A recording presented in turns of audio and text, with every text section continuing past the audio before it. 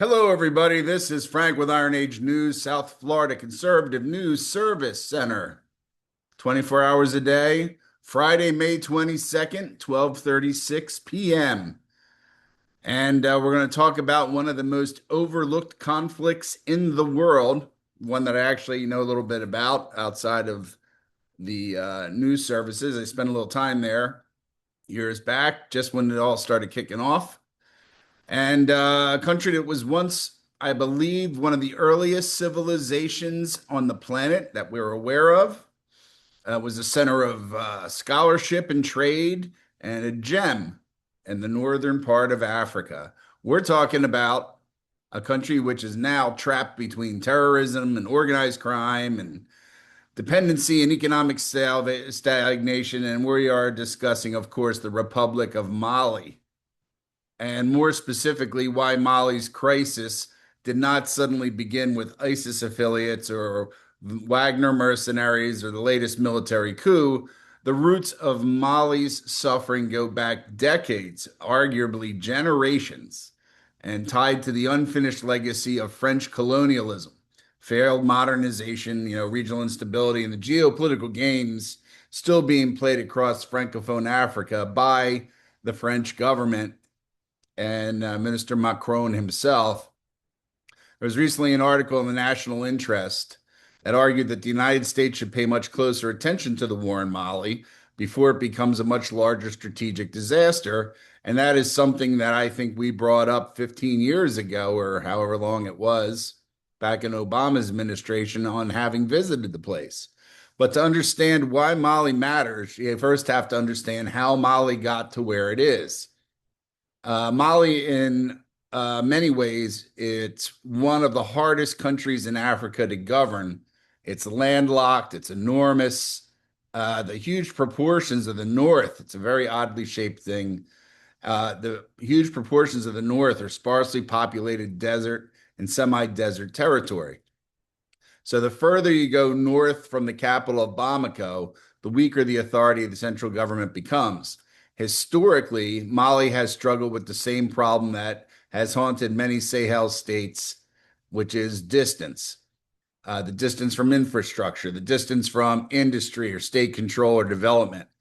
The French were probably, outside of the Belgian Congo, one of the worst, if not the worst, colonizer, in the fact that they did the minimum amount of infrastructure to suck the maximum amount of dollars out of the country.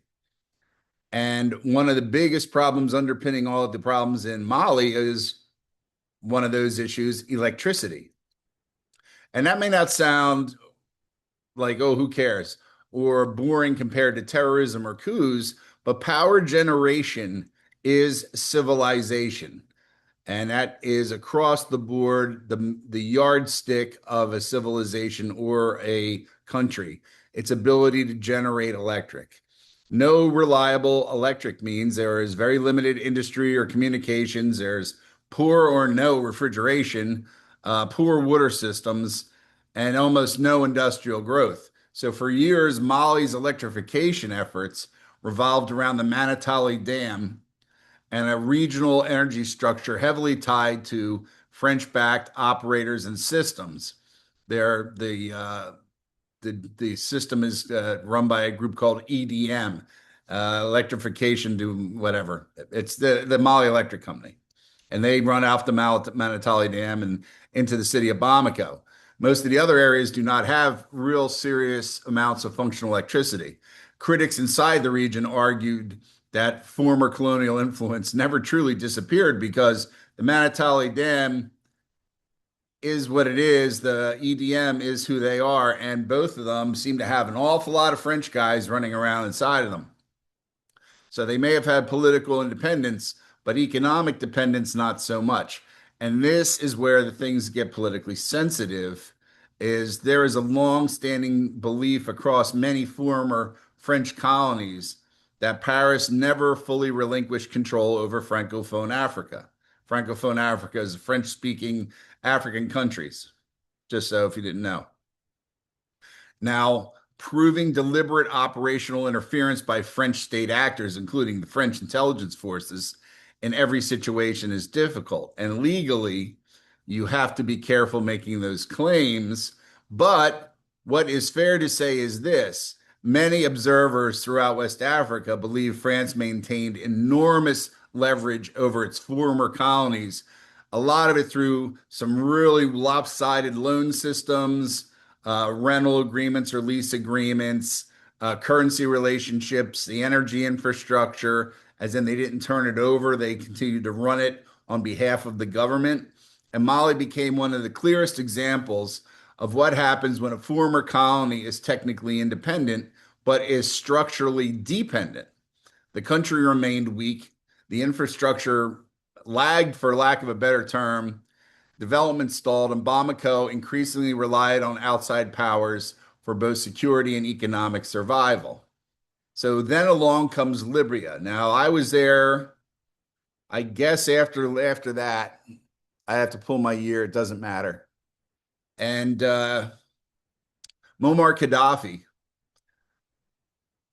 had been there before 2011. He had built buildings for the Malians for their, I think it was Department of Mines and something else. That's how they operated, and the oil and everything else. And his government was overthrown by Barack Obama and Hillary Clinton. I think it was 2011. That destabilized the entire Sahel, what's called the Sahel, which is those countries right around there. Weapons flooded southward. Veteran fighters returned from Libya. The Tuareg, which is the Arabish looking group that is up in the north in the desert,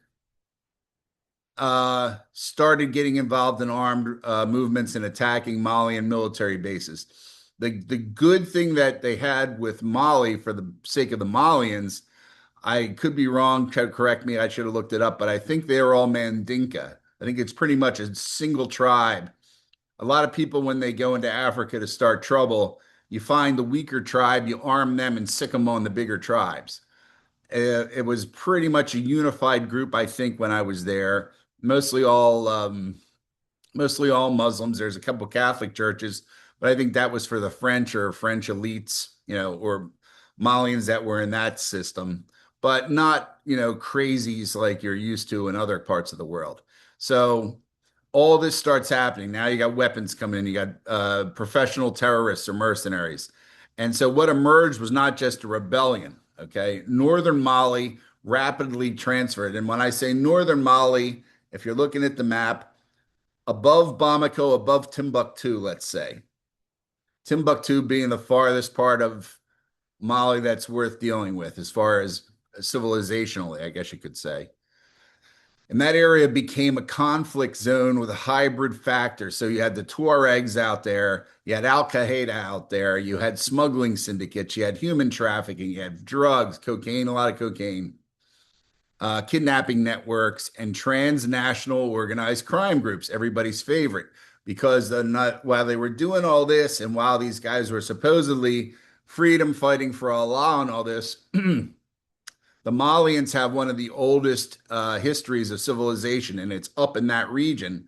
So the terrorists or mercenaries, whatever you want to call them, were breaking into these old UN protected burial grounds and stealing these little glass beads and things like that, and walking across the river into Niger and selling them for a fortune. And then they went for an even bigger fortune when they got back to Europe.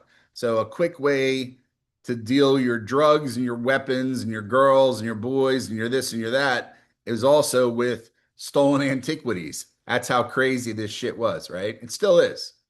But most of the stuff's been stolen by now. So what are you going to do, right? So what happened with this stuff is, in many cases, these groups are not purely religious. Okay, they attacked the mud mosque. They were going to burn the place down. There is a book, and I think maybe a documentary about the librarians of the mud mosque hiding the earliest versions, probably the definitive versions of Islamic writing is in Mali. Seriously, right? And these ISIS or Al Qaeda or whatever were going to burn it, and these guys started hiding it in the desert so it wouldn't happen. They shot up the building. They did, these are not, when people tell you that they are religious fanatics, they are fanatics for the oldest religion of the almighty dollar. Okay. Islamist insurgency, if I put that out there, that attracts money and weapons and recruits and international attention. And the north of Mali became one of the least governed regions in the world because of that. So eventually, the Malian government becomes so overwhelmed that France has to intervene militarily. And they had a couple of operations, I think Serval and Barkhane, where they sent the cuirassiers, armored cavalry, and some other groups over and pushed the insurgents back from Timbuktu, I believe, up into the desert. And that was done around 2013 or something like 2013, 2014. And to be fair, French intervention probably prevented the collapse of the Malian state at the time. Now, what they did to get to that point, we don't know, right? But it also exposed a deep problem. Mali could not fully defend itself without foreign military assistance. The habit in Africa used to be not to train up their armies too much in case one wanted to come back in and take your gold mine or diamond mine or whatever the hell it is that you had, and you didn't want them to get too uppity. So you didn't like to give them tanks. You didn't like to let them learn how to fire artillery for sure. And the infantry wasn't so great. So that's what half the problem, nor was it equipped well. And there were a lot of straw man deals going on where weapons were supposed to go certain places, but that never happened. So I'm just saying it to say it. And every intervention reinforced, like I said, every intervention, the same dependency cycle, and this would last for decades. When France went into Cote d'Ivoire, they sat on the Ivorian oil fields. And the Ivorians were like, hey, it's time for you to go. And they're like, no, no, no, no, no. They were renegotiating oil contracts at the point of a gun. That's how the French like to do business. Or not. So the North remained fragmented. It still is. The borders are porous. They still are. And organized crime continues to flourish underneath the title of Islamic Jihad. Okay. So there's another layer to this that rarely gets discussed openly. And this is why I was there. Northern Mali has been rumored to contain significant untapped resources. Now, I know that Muammar Gaddafi was there and built the Ministry of Oil or whatever they were calling themselves at the time, the most horrible looking building I'd ever seen, because he knew that there were he knew the oil was there. It was not proven what the size of the strike was, but I believe it's in 3 or 4 different locations, which means it could be pockets, it could be one gigantic strike, whatever. So they have oil, and he was going to drill it and pump it out to Libya in a pipeline, but he ran afoul of Hillary Clinton, and that's how that thing worked, okay? So they have oil, they have mineral deposits, they have gold, they have probably the largest untapped vein of bauxite in the world, and some other strategic materials. The bauxite, for those of you who don't know what it is, go look it up. I believe it was discovered, parts of it were discovered by an Irishman years back. And I think his theory was that it was a meteor strike. So if you think I'm making the story up, some interesting little things there, right? So those things are all there. Now, commercial extractions remain limited for 2 reasons. There's no energy sources up there. And secondly, we've got all these freaking jihadists and terrorists running around. But the speculation about the resource competition has been going on for decades. And it'll only be a matter of time before somebody wants to get in there and get that, which would also benefit these large multinational companies if you're just dealing with, whoever, Ali bin Sharman, who's wandering around with his Toyota truck out in the woods versus having to deal with the Republic of Mali and put the money into their sovereign wealth fund. So at the same time this is going on, and I touched on it earlier, the region developed another lucrative underground economy. This is still above Timbuktu, I'll say, was artifact smuggling. And it wasn't just the glass beads. It was ancient manuscripts. There were all kinds of other relics and archaeological things all flowing through these black markets. Like I said, you walk across the river to Niger, and there's like a bunch of guys sitting there with tables, and you just do your deal.